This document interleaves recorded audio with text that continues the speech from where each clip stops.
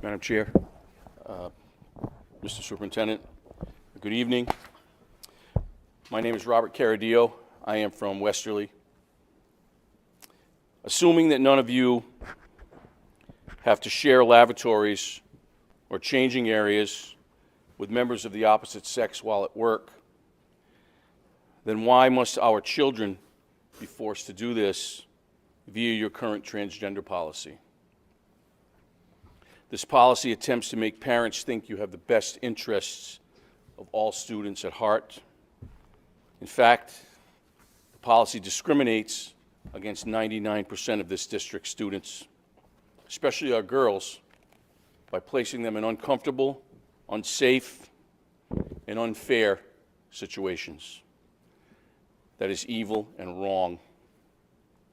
Cowering to ride, you have sold out Burrillville's girls and boys in an effort to save yourselves. There are 6 pillars of RIDE's unlawful and untruthful transgender guidance, which is not law, by the way, that you must change within your own policy,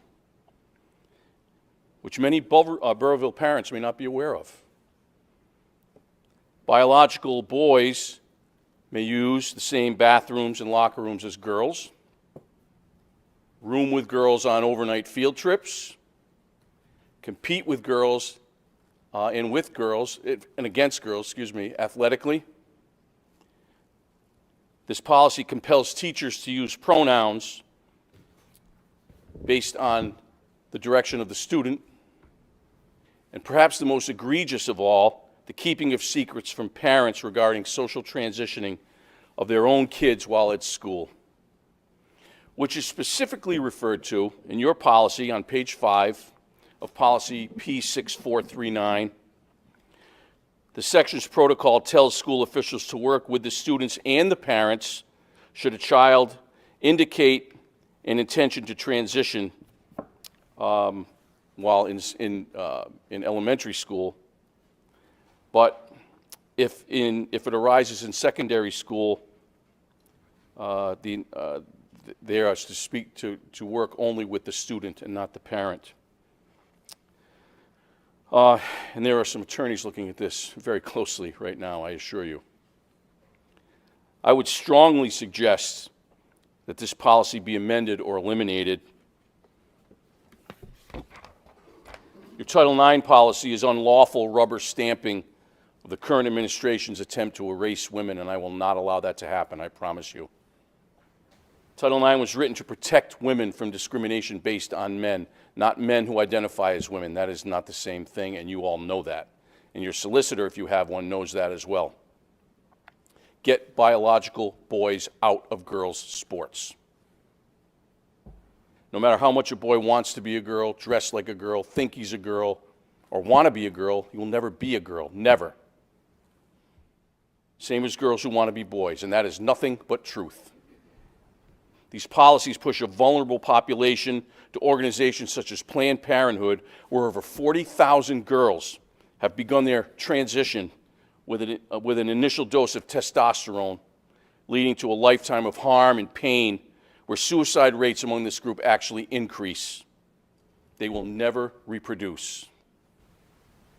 Get this on your next agenda and change these policies.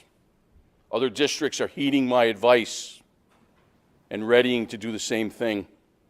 Every parent has legal standing in this matter. Your solicitor knows that as well. You can take on RIDE and or the ACLU, or you can take on your own parents. We just need one. May God bless the families and the children of Burrillville, and may He also bless the United States of America. Thank you for listening.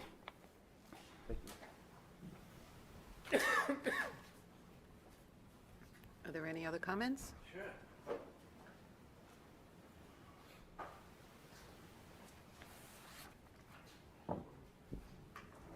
Hi. Hello. My name's Lou Pryor. I live in Chepachet, Rhode Island. I grew up in Providence, but spent the weekends down in Chepachet with my family. At the age of 18, I'm 67 right now, At the age of 18, one day my father was taking me to Rhode Island College, sharing the same car. And he said, "Lou, are you gay?" And I said, "Yes." He says, "It doesn't matter. I love you." So when I hear stuff like that, of talk of hate, it makes me have a lot of flashbacks of growing up, being gay when it wasn't accepted at all.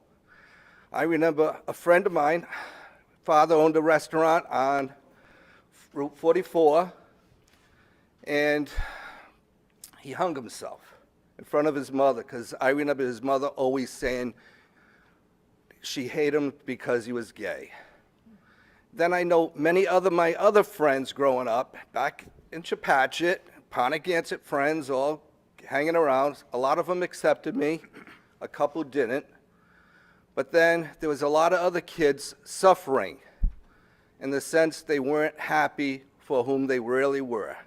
And a few of them I know, they drank themselves to death. So you talk about people hating. Today, I think it was worse when I was growing up, because we had to hide. We used to run Gay Pride Parade, the first one back in the 70s. I remember running from one bar to the other bar because stuff was getting thrown at us in between the walking down and being proud of who we were. Been with my husband now for 43 years, going to be 44 in November. We have taken in a couple of kids in the past. They have families of their own, and they have now what we call our grandchildren. Our grandson comes down to see us every week. Our granddaughters, they're 16, so they're a little more difficult now. They were easy when they were 1, 2 years old. But now I see a new generation. I get a little confused. My great nephew, he is now Serena, and he wants to be a girl. And like I tell my niece, I says, your son's happy, he's 20s, let him live his own life. Let him be happy, and rather than feeling sad. Another family member of mine is also transitioning from a guy to a girl, and he's doing fantastic. I've seen a lot of girls transitioning. One of my friends who rented an apartment from me, his best buddy was Tommy, and I'm talking to Tommy. I didn't know it was a girl originally, but Tommy is doing fantastic. I think we should help these kids by letting them be in themselves. Let's not hide the problem, because that just makes them hide it in their own soul and brain and mind, and it will cause really confusion more than anybody could believe. So, like I was saying, I think we all should just let the kids be themselves and enjoy their lives, because we don't know what's going to happen the next day. And parents, I hope they accept their kids as they are and not think their kids are wrong. Their parents, just love them. Thank you. Thank you for sharing. Any more? Okay. Chris Kona from Richmond. It's important to understand that kids behaving in non-gender conforming ways isn't a black or white thing. As students are growing up, they start to learn about what their strengths are. They learn about who they are, what kind of person they want to be, and what kind of skills they can use when they grow up. Can I interrupt you? Yes. Richmond, Rhode Island? Yes. Okay. Thank you. Go ahead. They want to learn what kind of skills they can use when they grow up. Creating boxes around them should be based, or what they should be based on gender will create artificial limits on them. So as a boy growing up, there are certain things that were biased as girls' activities. Opening up what activities boys have to conform to drastically improves the kinds of things that they can learn about. So cooking is essential for everyone to know. Everyone needs to eat, and wants to eat things that they like to eat. I'm lucky I got one class on sewing in middle school, because when I was in the Navy and I finally heard my dolphins underway in the middle of the ocean, it meant that I knew how to sew them on my own coveralls. Boys should feel comfortable trying out for the school play or being interested in a profession in childcare. Some of the most influential teachers in my life have been men. These are all activities that are non-gender conforming at one level or another, and I've seen boys discourage them because they were boys. By the same point, there's kinds of activities that are non-gender conforming for girls. Anytime a girl wants to learn how to change her oil or make repairs around the house, these are things that are perceived as less girly. Wearing jeans and sweatshirts can be to do bar chores before and after school, and they're constantly working with their hands. We live in a town where the girls, they come in and to work on the farms, they have to dress appropriately for the work they have to do in the fields and then in the garages. So of course they're going to wear hoods, jeans, and hoodies to school. In our school district, one of the recent girls graduated, moved directly straight into a welding job. So it's a great, well-paying job that's going to serve her well and has good income potential as she's 18 leaving high school. But it's not gender conforming. So limiting schools in one area creates license to limit them in another. If you tell a kid they're not enough of a boy or girl in one area, they'll perceive it in others. Other kids and other adults will see this as license to bully them for not being enough of a boy or a girl. It isn't just trans kids that will be constricted. It's any boy who wants to try cooking a new dish, or any girl who wants to hit the gym or is interested in having more or learning more about repairing the lawnmower. Each student is different. There are different things that resonate with them, different things they're better at, and we owe it to them to give them room to understand that. That's the core of Rhode Island's non-gender conforming policies. It's by creating a dialogue between the student, the school, and their family about what's best for the student and works well within the school. Creating rigid boundaries about what they can and can't do limits their freedom to succeed. Thank you. Thank you.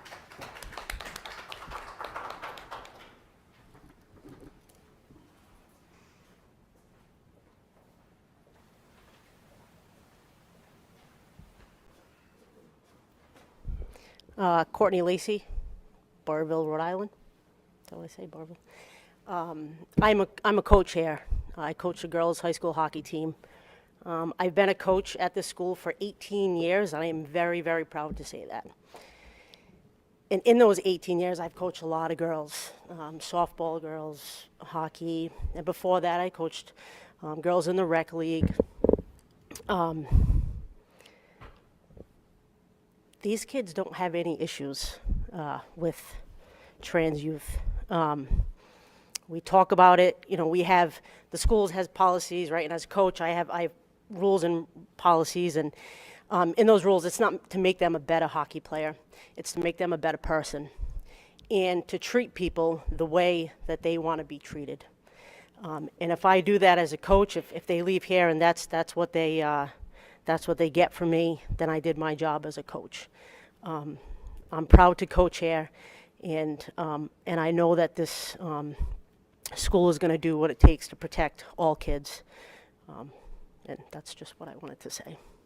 Thank you.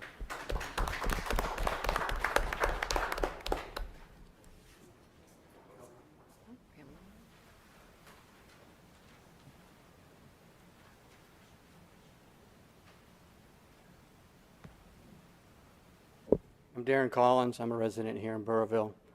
I've had 2 boys graduate from Burrillville High School. My daughter's a freshman here this year. And I've also been the pastor of Berean Baptist Church here in Burrillville for 20 years. And I want to share with you just briefly is how deeply and richly my life has been impacted by trans and non-binary people. One of my mentors in ministry who helped me rediscover my faith when I'd lost it, created the opportunity for me to discern my call to ministry, and has been a wonderful guide through all of these years, is a member of the trans community. I have a number of colleagues across the state and New England who I've worked with on various projects for the enrichment not only of their faith communities, but the wider communities in which they live, this wider Rhode Island community. And yes, they too are trans and non-binary folks. I have family members. I have a nephew who I'm so proud of, a beautiful singing voice that brings people hope and joy. And yes, he's trans too. There's so many members of my life that have taught me about what it means not only to be a better pastor, but to be a better father and a better husband. I would not be the same person I am today without their influence.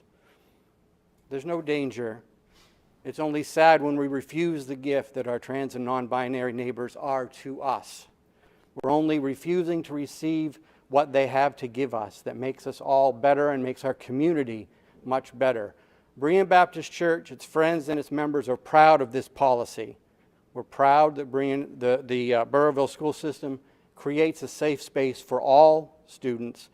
We hope you continue to do that and to grow into that, and we pledge our support to you in any way that we can moving forward. Thank you.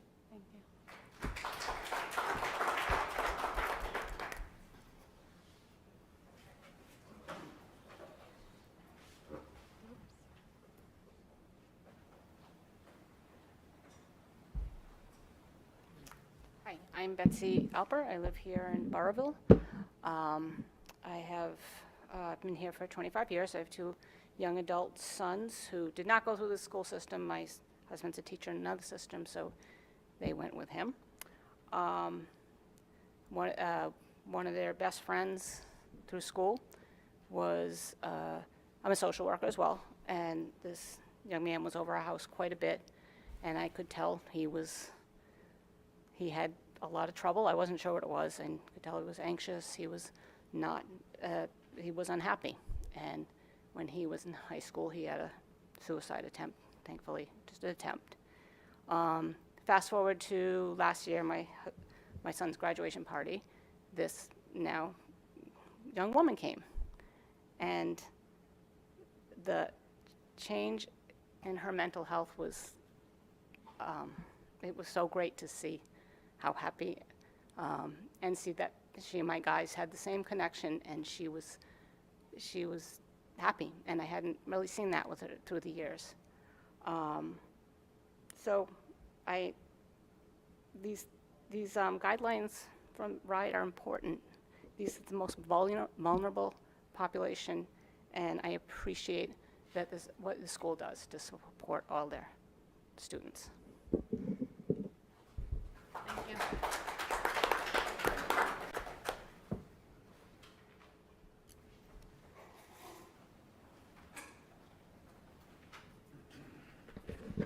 Good evening. My given name is John Clark. I reside in Woonsocket. I prefer to be addressed as JoJo, they, them pronouns. I'm here tonight to voice my support and encourage this board to follow RIDE's guidelines for transgender and gender diverse students in your school system.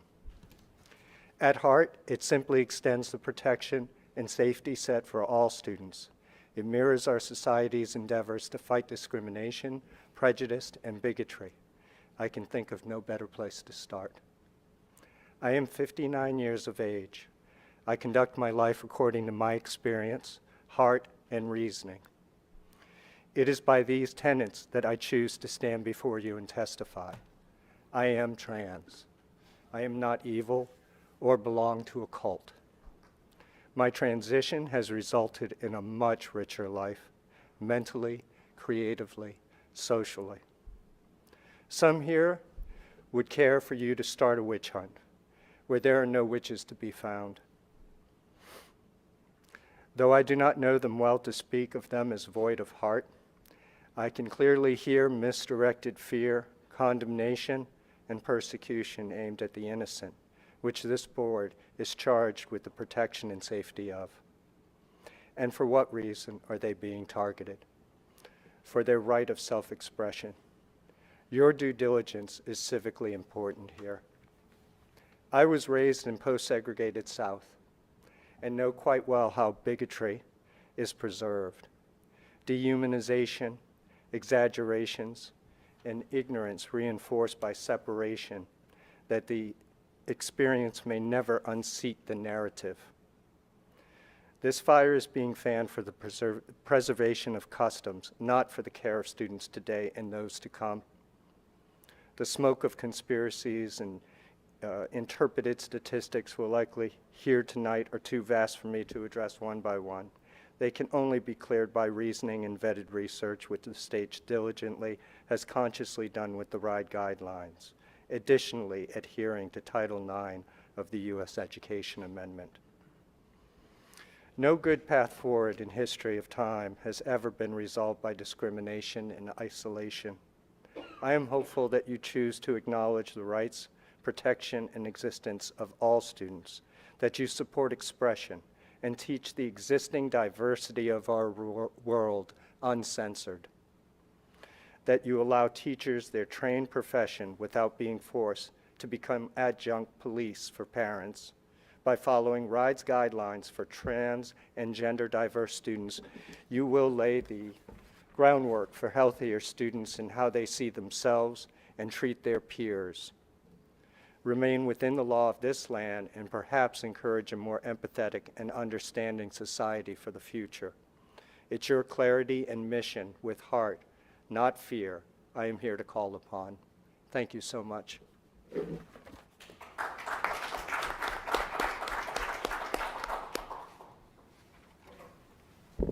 Okay, we'll have just one more, and then we have to move on with our meeting.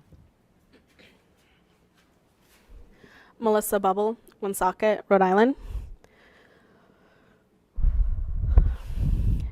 I'd like to say, first of all, that I work on my car, and it has been encouraged since I was 5 years old, and I've been working on my car with my dad since then. I also encourage my 2 boys to learn cooking, sewing, and life skills, like taking care of kids and such. It is deeply encouraged. The discussion about sports and how transgenders are not or shouldn't be included is pertaining to the physical sports, where a born girl can get seriously injured by a born guy or boy that has transitioned into a girl. It has already been proven, especially when it comes to wrestling. I stand before you today as a concerned parent, deeply invested in our children's future. Over the past several months, I've attended numerous school committee meetings across Rhode Island. What I've witnessed is alarming. The current RIDE policies seem to open the door for those with ill intentions under the guise of support. Some in the transgender advocacy community may label us as haters, bigotries, or other names for raising these concerns. I assure you that is not true. I am a mother, a daughter, a wife, and here to express my genuine concern for our children's safety. My group presents facts, statistics, and real testimonials to highlight the dangers posed by these policies, especially regarding bathroom access. This issue is about more than just where your kids can go. It's about their overall safety. We're not talking about those who have transgendered, by the way. We're talking about those who have ill intentions using this policy. What we all want the same thing, safety for our children. However, when those supporting RIDE's rules speak, they often challenge our concerns emotionally, which can create misunderstanding. We're not advocating for the persecution of individuals of different genders. Our primary goal is to protect all students from potential exploitation. As a young girl, I struggled with my identity and conform to typical expectations for girls, like glitter and dresses. But as I grew up, I've learned to love myself because I am a girl, and I'm glad to be a girl. Children need time to grow and develop, both mentally and physically. When we interfere with this natural process, we risk introducing mental health challenges. I've read heartbreaking stories of young people who those early transitions, pressured by external influences, have led to lasting mental and physical issues. Supporters of early medical interventions often highlight their benefits, but overlook the tragic reality faced by many who transition young. They rarely discuss rising suicide rates or the regrets of those who wish they hadn't pursued hormone treatment so early. It's essential to acknowledge the facts. There are pros and cons to every situation, and in this case, cons outweigh the pros. RIDE must be transparent with parents as well. As you see, there's not many here, and not many parents like myself knew about this. We deserve to be fully informed about the implications of these policies when when changes happen without proper notification, it leaves us in the dark, which is a disservice to us all. I urge you to listen to voices like Bob's and those who share our concerns. Together we can ensure that safety and support go hand in hand, protecting the well-being of every child in our schools. Okay. Oh, if you really can't have any more. I'm sorry. But thank you, everyone, for your comments, and everyone have a good evening. Thank you. Madam Chair, I would like to speak for a Okay. minute. I'll keep it very brief. Yeah, that's right. Thank you. Just caution you on that, that's all. Okay, the next thing we're going to go on is personnel. Leaves of absence, retirements, resignations, and appointments.